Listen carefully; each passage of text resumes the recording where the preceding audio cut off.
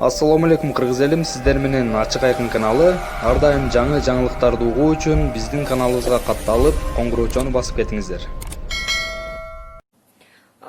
Коомчулукта мекеним Кыргызстан менен бир канча саясатчылар шайлоого даярданып атышат. Алардын ичинде алар биригип жатышат шайлоого жакын. Текебаев, Адахан Мадумаров, Темир Сариев, Жанар Акаевдер биригип дал ушул мекеним Кыргызстан менен шайлоого барат деген маалыматтар айтылып атат да. Мекеним Кыргызстан деген ким ал? Ушуну бир жаңы партияны түптөшүп, бардыгы биригип атышат депчи. Коомчулукта деп берип эле өзүңөрдүн пикириңерди ушинтип бере бересиңер журналисттерчи. Коомчулук менен чатагы деле жок. Коомчулукта деп эки киши айтып, же өзү кызыккан нерседе журналисттер ушундай болуп калды. Коомчулукта. Кайда коомчулук? Бүтүн Кыргызстандын аркасынан ар кандай нерселерди быча берет.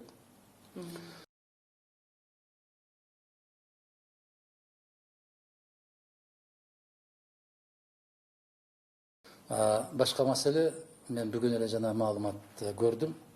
Мына төртөө биригип бир ошо ата мекенге кириптир деп. Туура, ал сүйлөшүүлөр жүргөн. Мага да ушундай сунуштарды аябай катуу беришти. Бирок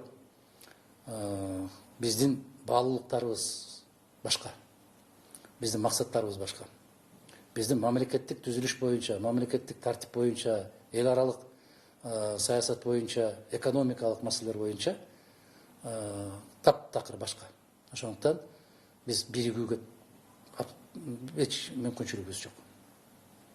Эптеп эле биригүү, эптеп эле парламентке баруу деген максатты биз койгон эмеспиз. Бүтүн Кыргызстандын өзүнүн туруктуу, өзгөргүс баалуулуктары бар, позициясы бар. Ошондуктан башка бир партиялар менен биригүү жөнүндө эч кандай сөз болушу мүмкүн эмес. Эгер кимде бир ойлор пайда болуп, биз бүтүн Кыргызстандын программасын, баалуулуктарын колдойбуз десе, биздин эшигибиз ачык. Бирок башка партиянын алдына барып, программаларынан биз макулбуз деп бара турган биздин партия эмес ал. Текебаев менен жакында жолугушуптур. Алардын ичинде Каныбек Иманалиев, Жанар Акаев бар экен. Алар дал ошол саясатчы Адахан Мадумаров менен шайлоого аттанышат экен. Анткени ал күчтүү партияны түптөйт деп дагы айтылып атат. Өзүңүз деле окуп атсаңыз керек интернеттен. Анан сиз ошол бүгүн Текебаев дагы биз атайын жыйын кылып тур, бирок тилекке каршы биз бара албай калдык. Сиз ошондо жакынкы арада ошолор менен жолугуп дегеле да, ушу шайлоо боюнча бир сүйлөшүүлөр болдубу өз ара? Айтып атпаймынбы, өзүңөр жазасыңар да, өзүңөр кайра менден сурайсыңар депчи. Мен Текебаев менен жолукпаганыма билбейм качан болду. Айтып атпаймынбы, өзүңөр жазып кайра келип алып, анан өзүңөр сурап коесуңар, ушундайбы дегендей кылып. Аябай таң калыштуу окуялар болот да биздин Кыргызстанда. Мен бир гана ошол уюмдардын атынан сүйлөшүп атабыз, коалиция кылышыбыз керек дегендей болуп, Темир Сариев бир канча жолу келип кетти. Жолуктук, сүйлөштүк, бирок мен чечкиндүү түрдө четке кактым ар кандай сунуштарды. Биз бириге албайбыз. Ушундай. Демек, Кудай буйрса, шайлоого бүтүн Кыргызстан өзүнүн позициясы менен ошолго баягы партиянын ичиндеги адамдар эч качан сырткы бир партияга кошулуп кетпейт, сырттан партия келбейт. Сырттан партия келбейт эмес. Сырттан кишилер келбейт. Сырттан партия болобу, киши болобу, эгерде биздин бүтүн Кыргызстандын көз караштарын, баалуулуктарын тааныса, мен 10 жылдан бери айтып келем, эшик ачык. Биз жагы келечекте Кудай буйрса 5-6 жылдан кийин мен бүтүн Кыргызстанга келгим келсечи, эшик ачык. Эшик ачык. Мен кайрылып атпайм, түз эфирде деле айтып атам. Бүтүн Кыргызстандын тизмесин Кыргызстандын эли түзөт. Эгерде кайсы райондан өткөндө түз эфир болуп атканда Актала районунан бир кызыбыз чыгып телефон чалбадыбы? Мен силерден талапкер боло аламбы деп. Келиңиз. Келиңиз талапкер болуңуз. Биздин тизмени эл түзөт. Аны талапкердин акчасы да түзбөйт. Талапкердин тааныштары да түзбөйт. Талапкердин ээлеп турган бийлик даражасы да түзбөйт. Тизмеге тек гана элдин колдоосуна ээ болгон азамат, жигиттер, кыздар түзөт. Ушундай. Рахмат, акыркы суроо берейин. Эгер тура эмес суроо берсем, сураныч туура түшүнүңүз. Акыркы суроо мына шайлоо Кудай буйрса жакындап калды. Сиздин жеке көз карашыңызда азыр мисалы мындай болот атпайбы, жогорку кеңештин депутаттары дагы акырын уже партияларга секирик жасашып шайлоого жакын атайын биримдик деген партия дагы бир өзүнчө бир партиянын дагы аты угулуп калды. Ага деген ошол жогорку кеңештеги бир канча депутаттар өтүшүп, өздөрүнчө баягы лидерлерин шайлаганга чейин баягы көрсөтүшүп, ушундайларга үлгүрүп атышыптыр да. Быйылкы шайлоодо кандай партиялар башы мүмкүн жана ошол партиялардын артында кимдер турушу мүмкүн же баягыдай эле уже чечилип калдыбы? Мен өткөн жылы күздө эле айтканмын, атасы да энеси да бир болгон 3 партияны түзүп барганда аттары менен баратышат. Бул ошол сиз айтып аткан биримдик. Биримдик деген түз ошол Жээнбековдер тарабынан түзүлүп аткан партия. Башкалары баары кыйшаңдатып айтыштан чочулашып айтат, түзүлө айтыш керек ар бир нерсени. Экинчисин ошол жалаң чөнтөктүүлөрдөн түзүп аткан Кыргызстан партиясы. Чөнтөктүүлөрдөн. Ошон үчүн кээ бир азаматтар кыйкырып атпайбы 10 миллионго чыгаралы деп. Ошол азаматтардын баары биз ушул жерге келип алдык. Анан жанагындай чортаман кедей кембагалдар бул жака келүүнү эңсеп да койбогула дегендей түркөйлүк да, абдан чоң караңгылык. Кайсыл жүзү менен айтып атат 10 миллион сомго көтөрүп коелу деп баягы күрөөнү. Бул кем акылдык. Мен мындай эле айтайын, жумшагыраак. Үчүнчүсү жана сиз айтып аткан жетекчиси да ким экенин билбеген, программасы кандай экенин билбеген, мекеним Кыргызстан деген. Ошол баягы атасы менен энеси бир болгондор балдарын баары көбөйүп кетип, бир үйгө батпай калгандан кийин ушундай кылып 3 үйгө бөлүп, ошондой кылып үчөөбүз 3 тараптан бара турган болсок, ар бирибиз 30дан добуш алып келген болсок, 90го жетип алган болсок, анан аман эсен кайрадан ушул көрүп аткан күнүбүздү уланта беребиз деген абдан чоң кара санаатайлык менен жасалып аткан ой. Бул шайлоодо эки гана партиянын ортосунда күрөш болот. Бири бийлик тараптагылар болот, бири эл тарапта болот. Эл тараптагы партия бул бүтүн Кыргызстан болот. Калган партиялардын баары аттарын эмне десе ошо десин, кандай көйнөк кийсе кийсин, баштарына кандай калпак кийсе кийсин, алардын ички дүйнөсү баягы сөлөкөт ошол бойдон кала берет. Например, да, бүтүн Кыргызстан эле деп коелу, пример келип алып атам. Биз баардыгыбыз сизге кирдик, анан батпай калганда сиз өзүңүз бир партиялардын атын өзүңүз түптөп бересиз да, бизди бөлө баштайсыз. Бирок баардыгыбыздын эмебиз бир, туурабы? Мисалы, кетчү жолубуз, партиянын ичинде өзүнчө бир ишмердүүлүктөр, позициялар бир, просто аттары башка-башка деп атасыз, туурабы? Ооба. Атасы да энеси да бир да алар. Бирок башка-башка аталыштар менен барат. Башка-башка чапан кийишет. Кече СДПК деп кыйкырып жүргөндөрдүн баары эртең биримдик деген чапанды кийип алып барат. Анан СДПК бийлик деп кыйкырып жүргөндөрдүн баары барат дагы көз айнекти тагып алып, жок, биз мекеним Кыргызстанбыз деп барышат. Элдин башын айландыруу максатында. Түшүнөсүзбү? Мына биздин партия жаңы партия. Кайдагы жаңы партия? Сен кечеки эле баласың. Сенин көз карашың да белгилүү. Мен сизге бүгүн эле айтып коем. Эки эле партиянын ортосунда күрөш болот. Бул элдик, бул бийликтик деген. Түшүнөсүңбү?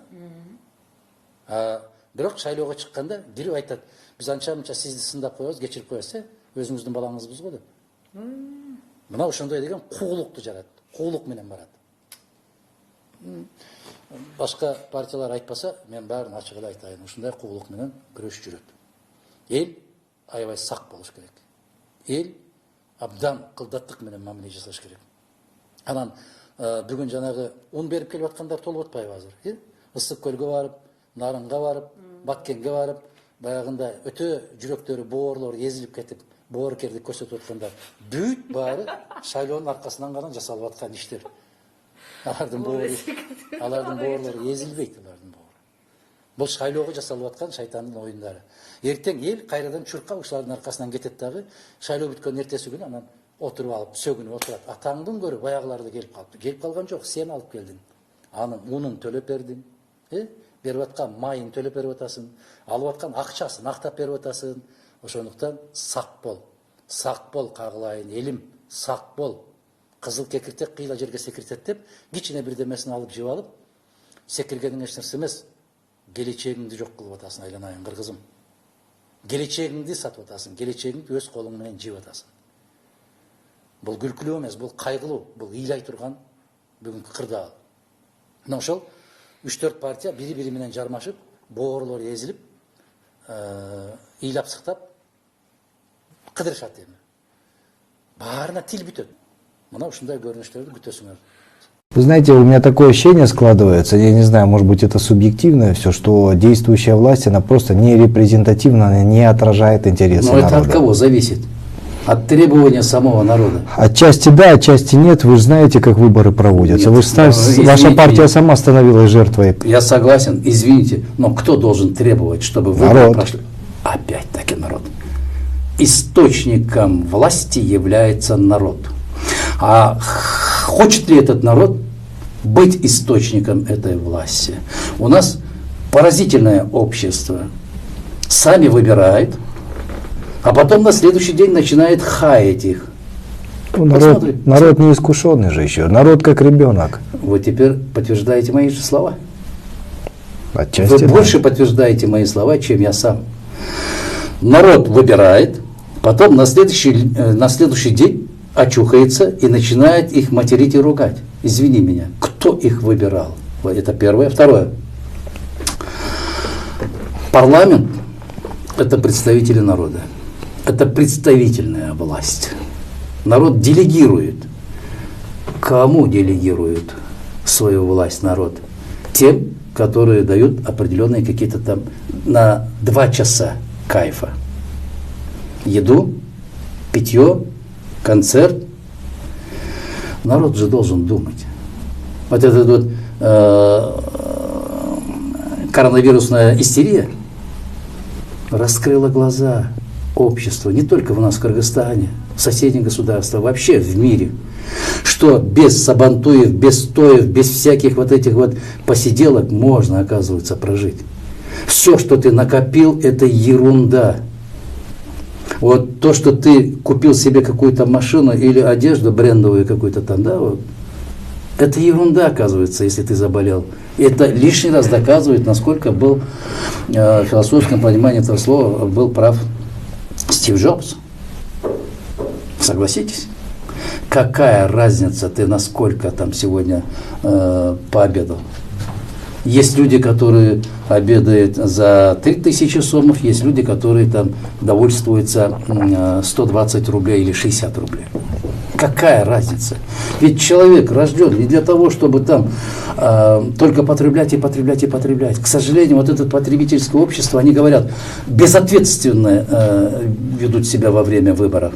И эти же люди, которые купили голоса у собственного народа, они приходят и продают свои голоса в процессе формирования исполнительной власти.